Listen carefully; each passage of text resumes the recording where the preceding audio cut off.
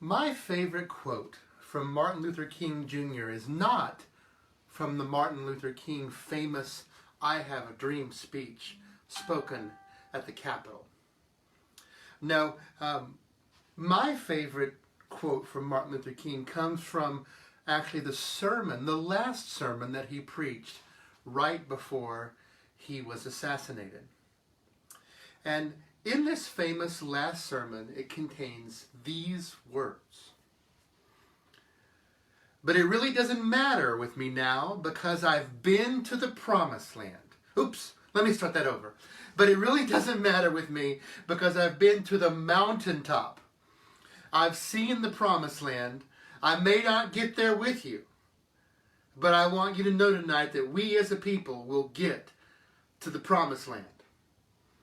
And you know, tomorrow is Martin Luther King Jr.'s, the day we celebrate his life. It wasn't the day that he was assassinated on. That happened in April. But it was the day that the government decided we would celebrate Martin Luther King's life. You know, everyone wants to get to their promised land, but most never find it. It seems that something like a promised land it starts out as a dream. Lots of people have dreams, and we know that most dreams don't come true. In fact, we dismiss most dreams as just wishful thinking, a get-rich-quick scheme, another crazy idea. We even have an innocent little insult that we use for these people sometimes. "Oh, she's just a dreamer. He's just dreaming." It's as if having a dream is somehow not supposed to be okay. It's not normal. It's something to be shamed or ashamed of. And most dreams stay as nothing more than dreams. The idea dies before it's ever born. But sometimes people take their dreams more seriously. Maybe they realize that their dream actually is a good idea and has some merit. Or maybe they have a sense that God might be leading them in their dream, and that they should at least give this dream some thought and consideration. Joel 2:28 would agree with you. It says, "And afterwards I will pour out my spirit on all people. Your sons and daughters will prophesy." Here it comes. "Your old men will dream dreams. Your young men will see visions." This seems to be a positive idea. Maybe you should consider your dreams more seriously. They could just be from God. Now, if a person really starts to think that they've got something, that their dream is maybe more than just a passing thought, they might begin to talk to others about the idea. That's when the first big obstacle hits. The children of Israel were armed with this idea of a promised land, a dream of a promised land. And they knew this idea was from God. And, well, you know, that's an important part. They knew it was from God.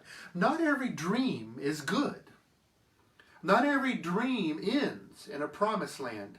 So you really need to make sure it is from God. You need to check it against Scripture and see if it violates some scriptural principle. You need to see if it will draw you and others towards God, or if it somehow pushes God away from you. You need to check it out with your wise spiritual counsel that you have around you. Get their feedback. You need to ask God for confirmation that the dream is from God. Jude 8 warns us. In the very same way, on the strength of their dreams, these ungodly people pollute their own bodies, reject authority, and heap abuse on celestial beings. That's Jude 8, verse 8. It reminds us that not every dream is a good dream. So be warned. Not everything you'll be tempted to pursue is a good idea. Some end very badly. You need to know that your dream is from God. The Jews knew that the promised land was a dream from God. And God had proven himself to these people over and over again. Well, let me ask you, has God proven himself to you over and over and over again? I bet if you've been a Christian for any length of time, he has. So, the Jews sent out 12 spies. Nothing wrong with scoping out the lay of the land before you move in. I was just talking yesterday to a good friend about a business idea they had. And I suggested at one point that they do some research on the competition before they get into their new business, so that they know what else is out there and what other people are doing.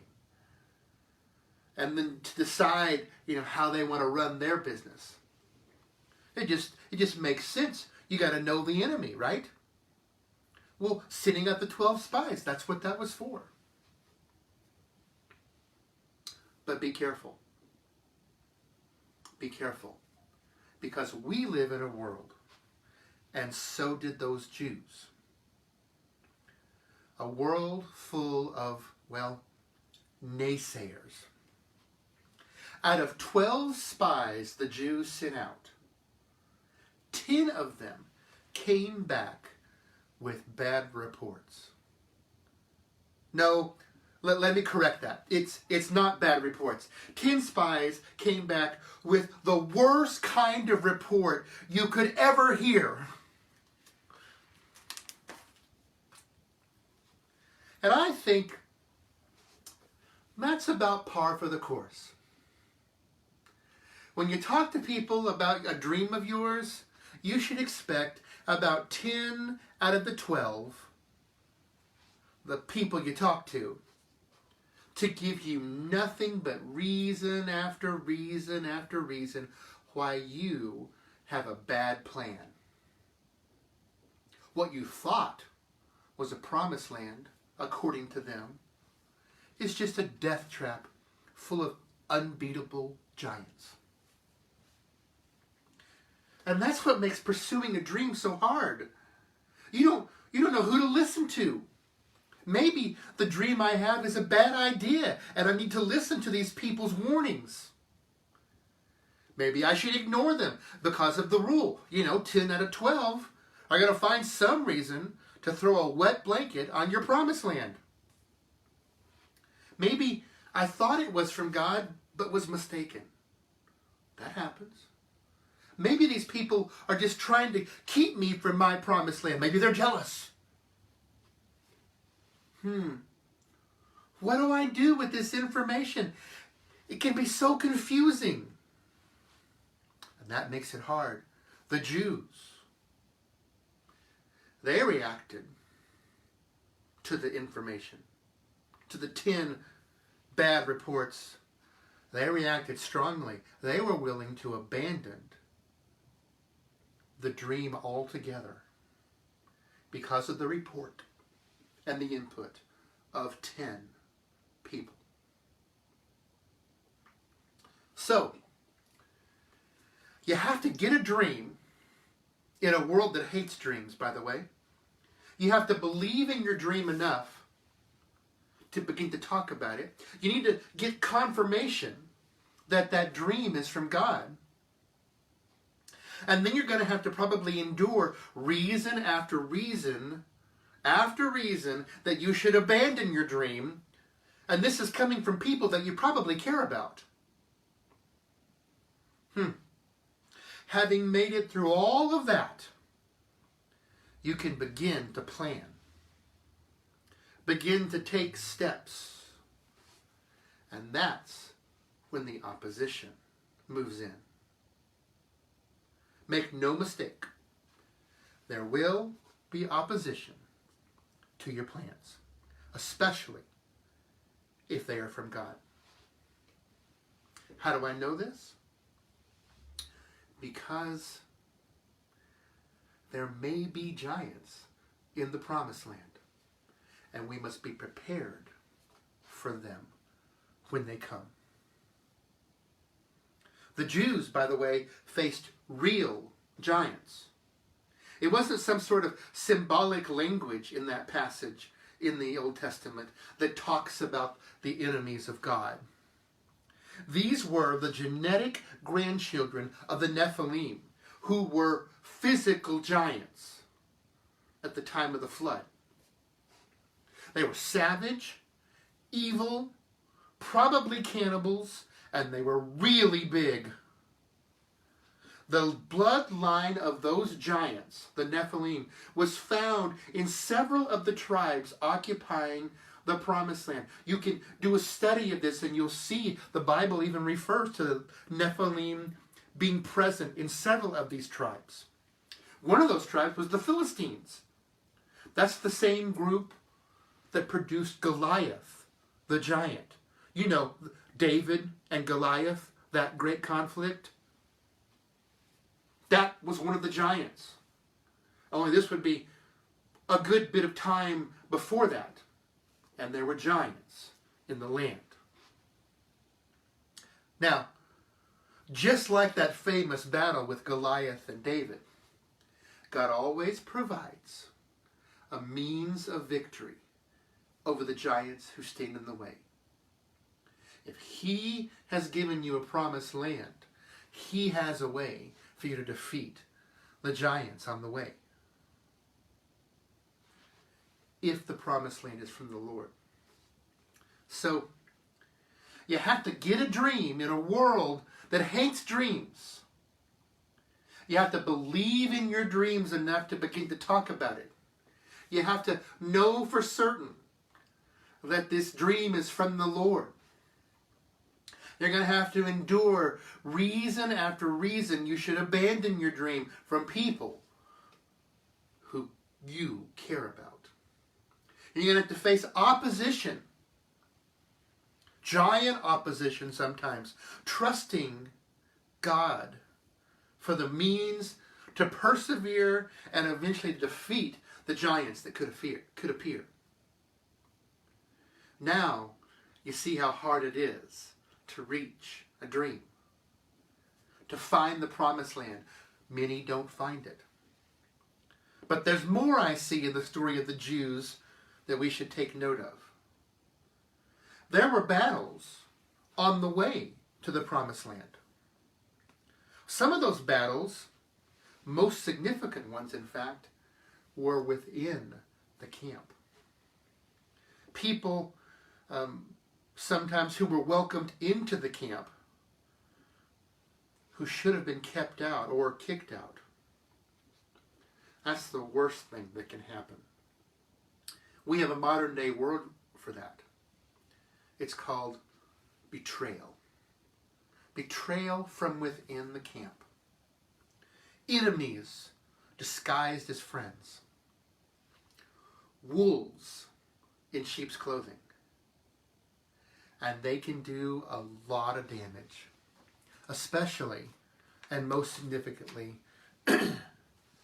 they do their most destructive damage before you know they're there.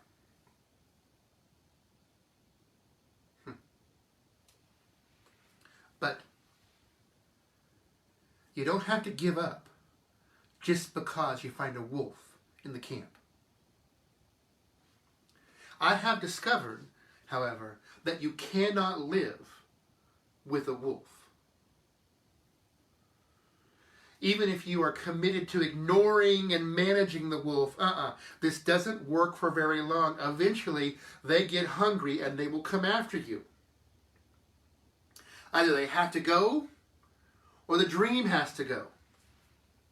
And I would say, if you're not willing to go head to head with a wolf, your dream may be in jeopardy. I've also observed from the story of the Jews going to the promised land that it can take longer than you think it will.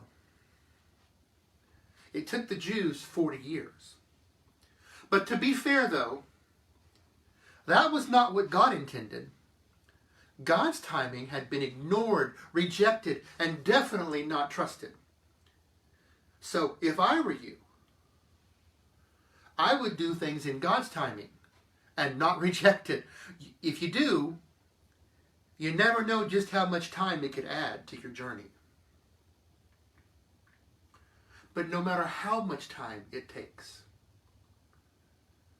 even if that extra time is sometimes at the hands of God, even then you see that God was faithful to take care of his people.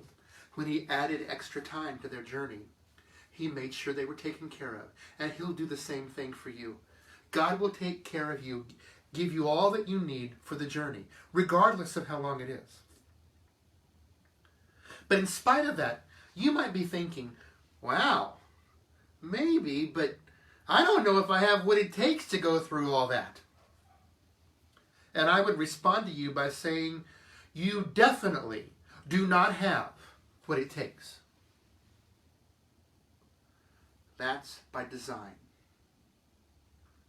You see, God intends to give you what you need. God creates journeys that require his help. In fact, if it doesn't require his help, that's a strong indication that this is not a road from God. This is not a path, a vision, a dream, a promised land from God. If it doesn't take his help, that's a red flag. John 16 verse 33 even says, I have told you these things so that in me you may have peace. Peace, why? Because in this world you will have trouble, but take heart. I have overcome the world. He acknowledges right there, you're going to have some troubles along the way, but I have overcome the world. It doesn't say that you have overcome the world. It says that he has overcome the world. Now, man, with all that, though, all those different things, why would anyone go to the trouble of having a dream in a world that will just laugh? Why would you talk about your dream to people who are likely to just give you reasons to abandon the dream altogether? Why would you go through the spiritual struggle, and it can be a spiritual struggle sometimes, to find out if this dream is something from God? It can be difficult. Why would you expose yourself to a land full of opposition? A journey that could take a long time to get there. And give people a reason to become secret wolves within your circle of friends. Why would anybody do that? Well, you would do it because it's the promised land. Deuteronomy 5, verse 33. Walk in obedience to all that the Lord your God has commanded you, so that you may live and prosper and prolong your days in the land that you will possess. That's why we do it.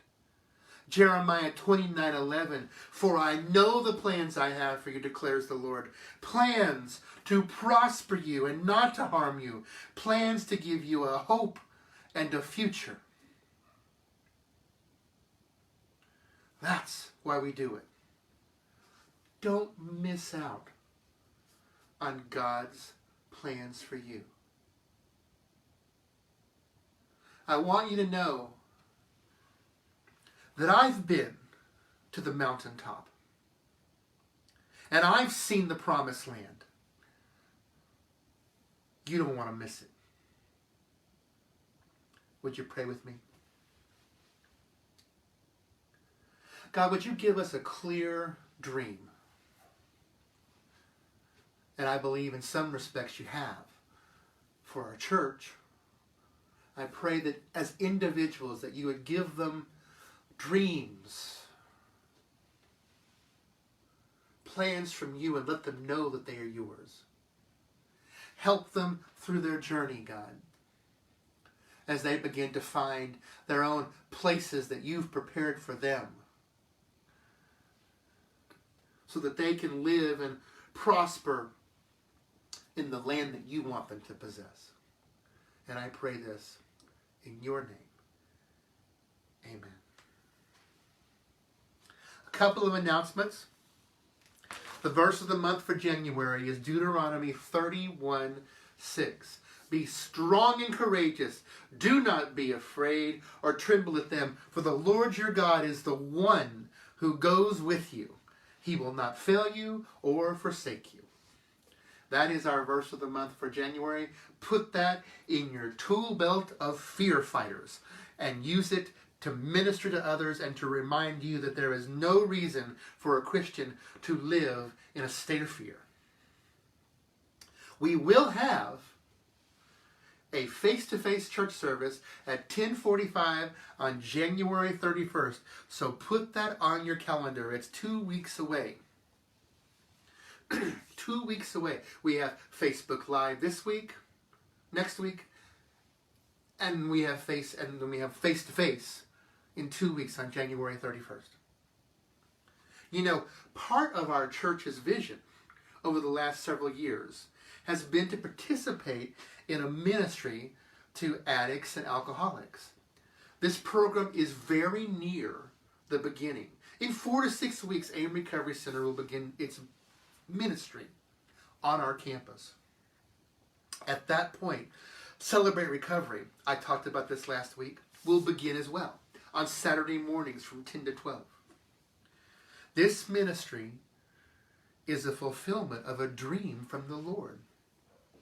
And it's been through the entire steps. Oh my goodness. All the steps I outlined today. The naysayers, the wet blankets, the opposition, wolves in the camp, outright enemies, and God's hand of blessing and leading in ways that only He could do. There's no way we could be where we are today if not for the work of God. I'm very excited about our soon coming ability to directly impact a population that many churches reject. I'm excited to see the many ways that this will produce programming that will help our church mentor and disciple and grow spiritually and become an impactful church in the community. I am really excited. We're going to have the tools we need to do some really amazing things for people. And it's coming in just a handful of weeks. After a long, lengthy journey with battles to fight, it's coming soon. I think our church is about to step into the beginning of taking our promised land as a church. And that does mean, by the way, that we are likely to find some opposition from time to time. But we remember that God has overcome the troubles of this world. So I will see you on Facebook next Sunday and in 2 weeks live at church. Hey, God bless you. Be safe this week I love you. Have a great week. I hope that you do. And I'll see you on Facebook again next week.